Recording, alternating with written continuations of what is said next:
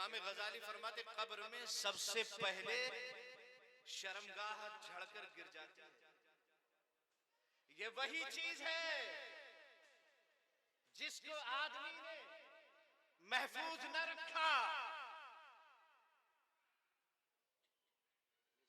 नाक, उसके बाद ये वही चीज है जिस नाक की बुनियाद पे आदमी डींगे मारता था, मेरी नाक खड़ी रहेगी, मेरी नाक कट जाएगी, मेरी नाक गिर जाएगी, कब्र में गिर पड़ती है।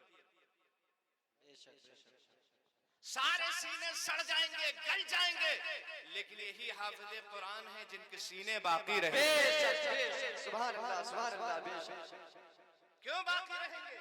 मिट्टी कहेगी मैं भला उस सीनों को कैसे गला दूं जिस सीने में अल्लाह का कलाम महफूज है, जिस सीने में अल्लाह का कलाम महफूज है।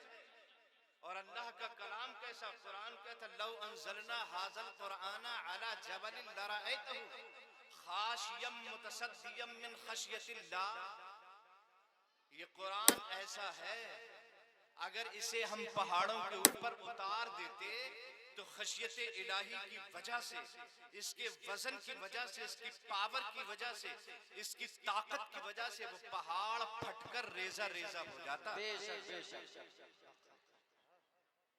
कुरान इतना पावर वाला है, अगर किसी पहाड़ पर उतर जाता तो पहाड़ फटकर रेजा रेजा हो जाता।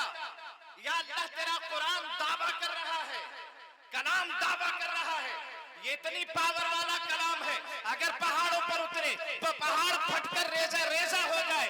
लेकिन ये 8 साल का हाफिज है, ये 12 साल का हाफिज है, ये 10 साल का हाफिज है, इसके सीने में पूरा कुरान उतर गया है, पूरा कुरान जज्ब हो गया है, पूरा कुरान सीने में पहुंच गया है। न सीना फट रहा है, न कहीं जुदा हो रहा है, न कहीं से अलग दिखाई दे रहा है। सीना भी महफूज है, हाफिज भी महफूज है, हमारे सामने चल भी रहा है, फिर भी रहा है। ऐसा क्यों है? कुरान का दावा बिल्कुल सही है, इतना पावर वाला है कुरान। अगर उतार दिया जाता पहाड़ों पे तो पहाड़ फटकर रेजा रेजा हो जाता। लेकिन हाफिजों के सीने क्यों नहीं फटते? हाफिजों के सीने में शगाफ क्यों नहीं आता? ए आका बता दे। मुस्तफा फरमाते हैं कल्बुल मोमिन अर्शुल्लाह, मोमिन का जो सीना होता है वो अर्श इलाही होता है। पहाड़ अगर पहाड़ में बनता कुरान तो पहाड़ फट जाता। एक अर्श से उतरा है, दूसरे अर्श में दाखिल हो गया। नारे रिसाला, मसलके आया हजरत मुफ्ती मुशर्रफ साहब किबला, नारे तकबीर, जश्न दस्तार बंदी, मदरसा गुलाम औलिया।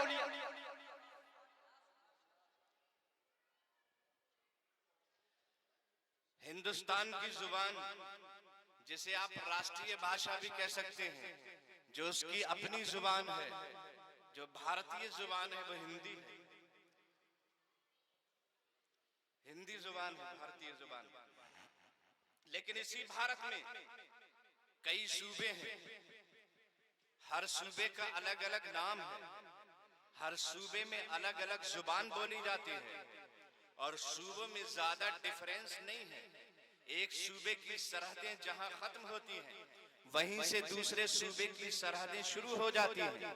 जहां से एक सूबा खत्म होता है, वहीं से दूसरे सूबे की इब्तिदा हो जाती है।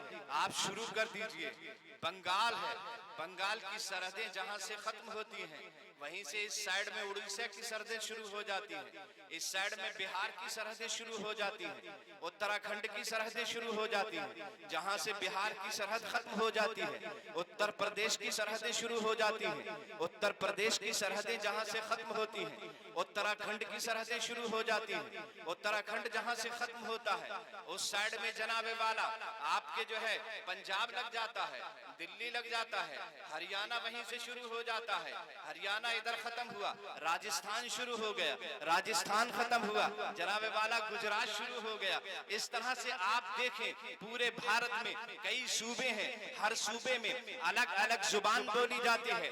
बंगाल में बंगला बोली जाती है, पंजाब में पंजाबी बोली जाती है, गुजरात में गुजराती बोली जाती है, आंध्रा में तेलुगु बोली जाती है, केरला में मलयालम बोली जाती है, जनाबे वाला तमिलनाडु में तमिल बोली जाती है। आप देखें तो सही, एक हिंदुस्तान है जो अखंड भारत है और ये कभी जुदा होने वाला नहीं है, ये अखंड है, अखंड ही रहेगा। आप देखें तो सही, एक ही मुल्क है और एक मुल्क में अलग अलग जुबानें बोली जा रही हैं, फासले ज्यादा नहीं है, लेकिन 72 साल हो गए भारत को आजाद हुए।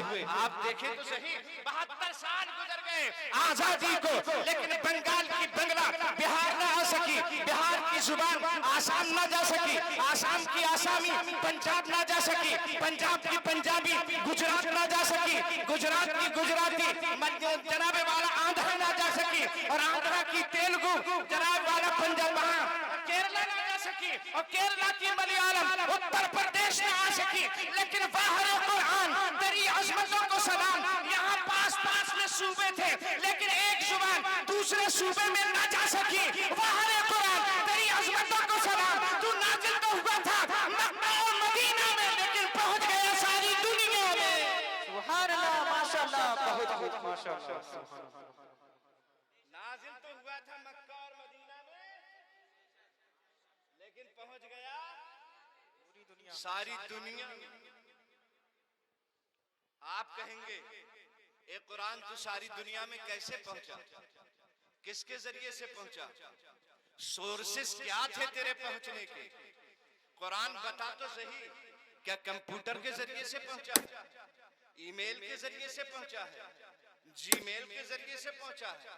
कुरान बता तो सही, क्या व्हाट्सएप के जरिए से पहुंचा है, या फेसबुक के जरिए से पहुंचा है, यूट्यूब के जरिए से पहुंचा है? ये कुरान जो पूरी दुनिया में तू पहुंचा है, कैसे पहुंचा है? नाजिल हुआ था मक्के में, मदीना शरीफ में, लेकिन पहुंच गया अमेरिका में, अफ्रीका में, डरबन में, जापान में, साउथ अफ्रीका में, इंडिया में, नेपाल में, बांग्लादेश में, पहुंच गया सारी दुनिया में। पहुंचा कैसे? कंप्यूटर के जरिए, ईमेल के जरिए, जीमेल के जरिए, व्हाट्सएप के जरिए, फेसबुक के जरिए से। तो कुरान आलम तसव्वुर में जवाब देता है, नहीं नहीं, अगर मैं कंप्यूटर के जरिए से पहुंचा होता तो रशिया के बदमाशों ने न जाने कब का खत्म कर दिया होता। अगर मैं यूट्यूब के जरिए से पहुंचा होता तो जनाबे वाला चाइना के कम्युनिस्टों ने जाने कब का मुझे खत्म कर दिया होता। अगर मैं पहुंचा होता ईमेल और जीमेल के जरिए से तो अमेरिका के बदमाशों ने न जाने कब का गला घोट दिया होता और मुझे खत्म कर दिया होता। न मैं ईमेल के जरिए से पहुंचा हूं, न जीमेल के जरिए से पहुंचा हूं, न यूट्यूब के जरिए से पहुंचा हूं, न फेसबुक के जरिए से पहुंचा हूं। मैं दुनियावी साजो सामान के जरिए से नहीं पहुंचा हूं, बल्कि हाफिज़े कुरान के जरिए से पहुंचा हूं। माशाअल्लाह, सुभान अल्लाह। जहां जहां हाफिज़े कुरान जाएगा, वहीं वहीं अल्लाह का कलाम जाएगा। जहां जहां हाफिज़े कुरान जाएगा, वहीं वहीं, जल्दी बोलो, अल्लाह का कलाम जाएगा। ये तलबा पढ़ने के लिए गुलशन औलिया में आए, जनाब शाकिर साहिब अजहरी ने मेहनतें की, आज उनकी मेहनतें रंग ले आई और ये बच्चे आपकी निगाहों के सामने हैं। कारी मेहराब साहब ने मेहनतें की, बच्चे निगाहों के सामने हैं। बन्ने मियाँ ने प्यारो हमदर्दी दिखाई, बच्चे निगाहों के सामने हैं। सालाना जलसा मुनाकिद हो रहा है। हजरात गिरामी, ये बच्चे पढ़ने के लिए आते हैं। यकीनन हम ये नहीं कहते ये लखपतियों के बच्चे हैं, ये करोड़पतियों के बच्चे हैं, नॉर्मल घर के बच्चे हैं। और आज तो दीनी तालीम नॉर्मल घर के लोग ही दिलाते हैं, उन्हें दीन से मोहब्बत है। हजरात, गरीबों का भी बड़ा क्रेज है, गरीबों का बड़ा क्रेज है। माल वाले अपने माल पे फख्र करते हैं, पैसे वाले अपने पैसे पे फख्र करते हैं, दौलत वाले अपने दौलत पे फख्र करते हैं। हजरात, लेकिन उनका फख्र करना अपने पैसा और अपनी दौलत की बुनियाद पे अपनी जगह है, हमें तो अपनी गरीबी पे नाज है। हमें तो अपनी, क्योंकि अमीरों को नवाजने वाला कोई नहीं और गरीबों को नवाजने के लिए अजमेर में गरीब नवाज मौजूद है। तो हमें तो अपनी गरीबी पे नाज है। बोलो, बड़ी अजमत के हामिल होते हैं, इनका खाना कहीं लग जाता है, जागीरदारों के यहाँ इनका खाना लगा होता है, जहाँ जहाँ मदारिस है जैसे नूरिया वगैरह है, यहाँ बच्चों के खाने मोहल्लों में लगा दिए जाते हैं, बस्ती में कस्बे में लगा दिए जाते हैं, ये बच्चे वहाँ खाने के लिए जाते हैं और जागीरदार भी बड़ी कायदे से बड़ी मोहब्बत से अपने बच्चों की तरह इन्हें बिठाल के खिलाते हैं और बच्चे बड़ी शान से खाते हैं, खुश होते हैं और अल्लाह का शुक्रिया अदा करते हैं। आप देखते हैं कि गरीबों की अजमत कितनी बुलंद है और खाना खिलाने की अजमत क्या है। आओ मैं तुम्हें बता दूं, सरकार अलैहिस्सलातु वस्सलाम की बारगाह नाज में एक साहब तशरीफ फरमा है जो बड़े गरीब क्या थे, बड़े गरीब, जल्दी बोलो, बड़े गरीब थे और उनकी गुर्बत का ये हाल था, न कपड़ा सलामत था, न चप्पल सलामत थी, न टोपी सलामत थी, बड़े गरीब थे। लेकिन अल्लाह के हबीब गरीबों से बहुत प्यार फरमाते हैं। वो मालदारों के भी रसूल हैं, दौलत वालों के भी रसूल हैं, वो मालदारों से भी मोहब्बत करते हैं, गरीबों से भी मोहब्बत करते हैं, लेकिन जिन्हें कोई सीने से नहीं लगाता है मेरे आका उसे अपने सीने से लगा लेते हैं। ये गरीब था। सरकार अलैहिस्सलातु वस्सलाम के सामने बैठा हुआ था, अल्लाह के हबीब सल्लल्लाहु तआला अलैहि वसल्लम मोहब्बत भरी बातें कर रहे थे, प्यार भरी बातें फरमा रहे थे और खैरियत मालूम कर रहे थे, खैरियत मालूम कर रहे थे। आप सुने तो जरा दिल के कानों से सुने। आला हजरत ने ऐसे ही नहीं कहा है हम गरीबों के आका पे बेहद दुरूद, हम गरीबों के आका पे बेहद दुरूद, हम फकीरों की सरबत पे लाखों सलाम, ऐसे ही नहीं कहा है।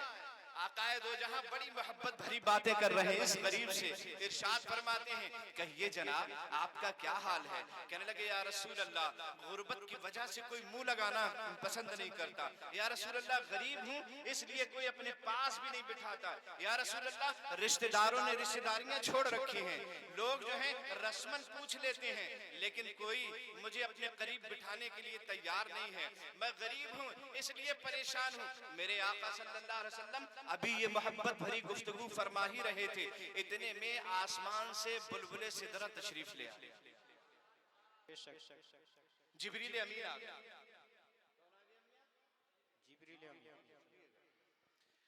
मेरे आका भी गरीब से बातें कर ही रहे थे, इतने में फरिश्तों के सरदार हजरत जिब्रील अमीन आ गया। जिब्रील अमीन अर्ज करते या रसूल अल्लाह, जिस आदमी से आप मोहब्बत भरी गुफ्तगू फरमा रहे हैं ये आदमी कल जोहर के वक्त मर जाएगा, कल जोहर के वक्त इसका इंतकाल हो जाएगा। या रसूल अल्लाह आप जिससे बातें कर रहे हैं ये कल जोहर के वक्त इंतकाल कर जाएगा, मर जाएगा। मेरे आका आंखें झलक पड़ी, आंखों से आंसू जारी हो गए, जल्दी से मुस्तफा संभले और संभलने के बाद अपनी गुफ्तगू में और ज्यादा हमदर्दी जाहिर करने लगे, और ज्यादा प्यार जाहिर करने लगे। मरने वालों से लोग मोहब्बत कुछ ज्यादा ही करते हैं ना, है ना, कुछ ज्यादा ही मोहब्बत करते हैं, ये भी खिला दूं वो भी खिला दूं, यहाँ ये इसकी ख्वाहिश पूरी कर दूं वो ख्वाहिश पूरी कर दूं, ये सरकार की सुन्नत है।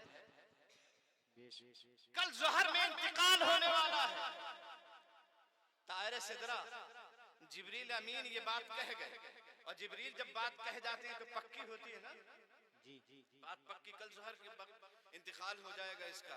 सरकार अलैहिस्सलातु वस्सलाम फरमाते हैं अच्छा तुम्हारी जिंदगी की कोई जो बड़ी से बड़ी ख्वाहिश थी तुम्हारे दिल की जो पूरी ना हो सकी हो, वो अपनी ख्वाहिश हो तो बयान कर दो, बता दो। आका फरमाते हैं दिल में सोचते कि कल तो इसका जोहर के वक्त में इंतकाल हो ही जाएगा, लाओ इसके दिल की ख्वाहिशें पूरी कर दी जाए। तो अब ये गरीब आदमी दिल की ख्वाहिश क्या जाहिर करता है, जरा गौर तो करें। मेरे आका फरमाते हैं जो सबसे बड़ी ख्वाहिश तुम्हारी हो, जो पूरी ना हुई हो, जिसकी तकमील ना हुई हो, नौजवान बयान तो करो। तो कहने लगे या रसूल अल्लाह, गुर्बत की वजह से कोई चीज हाथ तो आती नहीं थी, जैसे तैसे लुक़्मे मिल जाते थे जिनको मैं खा लेता था, लेकिन एक बहुत बड़ी ख्वाहिश थी जिंदगी में, वो ये थी कि मैंने अपनी जिंदगी में कभी मीठा नहीं खाया, मैंने अपनी जिंदगी में कभी मीठा नहीं खाया। सरकार जवान हो गया और मीठा न मिल सका। हमारे यहाँ तो मीठे कूड़ों पे फेंक दिए जाते हैं, हमारे यहाँ हलवे बनते हैं खुद खा लेते हैं, अपने बच्चों को खिला देते हैं, पड़ोसी रह जाते हैं, मांगने वाला आता है दरवाजे से कह दिया जाता है अभी हाथ खाली नहीं है। गरीबों का ये हाल, तलबा को खाना नहीं मिलता है, मोहल्ले वाले मस्तियां करके खाते हैं, मूंछों पे ताव दे के सो जाते हैं। इन गरीब तलबा का कोई पुरसाने हाल नहीं, दरवाजों पे सदाएं लगाने वाले गरीबों का कोई पुरसाने हाल नहीं। लेकिन मेरे आका की शान ये है, क्यों अपनी गली में वो रवादारे सदा हो। मेरे आका की शान ये है, सुबह को फकीर उठकर दरवाजे पे सदाएं देता है, कई दरवाजों पे जाके जब सदाएं लगाता है तब किसी एक दरवाजे से निकल के आता है। लेकिन मेरे आका की शान ये है, क्यों अपनी गली में वो रवादार सदा हो, जो भीख लिए राहे गदा देख रहा हो और आता है फकीरों पे, उन्हें प्यार कुछ ऐसा खुद भीख दे और खुद कहे मंगते का भला। सुभान अल्लाह, सुभान अल्लाह। तेरी कोई ख्वाहिश हो तो बताओ या रसूल अल्लाह, एक बहुत बड़ी ख्वाहिश है, मैंने जवानी की दहलीज पे कदम रख दिया लेकिन आज तक मीठा नहीं खाया, या रसूल अल्लाह ये मेरी ख्वाहिश रह गई। वो जवान हूँ, एक तमन्ना और है, वो ये है कोई एक नेक बीबी से मेरा निकाह हो जाता, किसी नेक लड़की से मेरी निकाह ख्वानी हो जाती और हम दोनों मियाँ बीबी किसी कमरे में होते, या रसूल अल्लाह मुसल्ला बिछ जाता, हम लोग उठते रात को रब की बारगाह में सजदा रेज हो जाते और सजदा करके सलाम फेर करके जब मुसल्ले पे बैठते, या रसूल अल्लाह आप पर दुरूद पढ़ते। ये मेरे दिल की ख्वाहिश थी, ये तमन्नाएं थी दो, एक तो मीठा कभी नहीं खाया और एक शादी अब तक मेरी नहीं हुई। ये दो ख्वाहिशें हैं या रसूल अल्लाह, आपने पूछ लिया है तो मैंने बता दिया है, वरना मैं किसी से बयान नहीं करता। मेरे आका फरमाते हैं अबू बकर सिद्दीक तुम भी आओ, उमर तुम भी आओ, उस्मान तुम भी आओ, तलहा तुम भी आओ, जुबैर तुम भी आओ और सलमान तुम भी आओ। तमाम सहाबा को आका ने बुला लिया और जुमला सहाबा जब इकट्ठे हो गए तो मेरे आका ने इरशाद फरमाया, ये देखो ये नौजवान है, ये नौजवान जो है हम इसकी शादी करना चाहते हैं। खुद नौजवान से पूछते हैं बता तेरी नजर में कोई ऐसी लड़की है जो शादी के लिए हो? कहने लगा मेरे चचा ही की बेटी है जो बड़ी हो गई है, शादी के लायक है, लेकिन मेरी गुर्बत की वजह से मेरे चचा मेरी तरफ कोई तवज्जो नहीं देते, मेरी तरफ निगाहे इल्तिफात नहीं फरमाते, मैं गरीब हूँ इसलिए चचा मेरी तरफ नहीं देखते, बेटी तो मेरे चचा की है। मेरे आका फरमाते हैं इसके चचा को बुलाया जाए। सहाबा दौड़े दौड़े गए, उसके चचा को बुला लाए। जब उसके चचा करीब आ गए, आका फरमाते हैं तुम्हारी बेटी निकाह के लिए है, मैंने तुम्हारी बेटी का निकाह इसके साथ में कर दिया, मैंने तुम्हारी बेटी का निकाह इसके साथ में कर दिया। अब आप कहेंगे बाप से तो रजामंदी ली ही नहीं गई, पूरी दुनिया में जब बेटी का निकाह होता है तो बाप से रजामंदी पूछी जाती है, बेटी से रजा ली जाती है, तब जाके निकाह किया जाता है। ये वहां किया जाता है जहां उसके औलिया हो, यहाँ तो वलियों के वली अंबिया सरदारे अंबिया हैं, नबियों के सरदार हैं, पूरी कायनात की औरतों के वादी हैं, पूरी दुनिया के मर्दों के हाकिम हैं। आका जो चाहे वो तसर्रुफ फरमा सकते हैं। आका फरमाते हैं खालिक कुल ने आपको मालिक कुल बना दिया, खालिक कुल ने आपको मालिक कुल बना दिया, दोनों जहां है आपके कब्जा और इख्तियार में।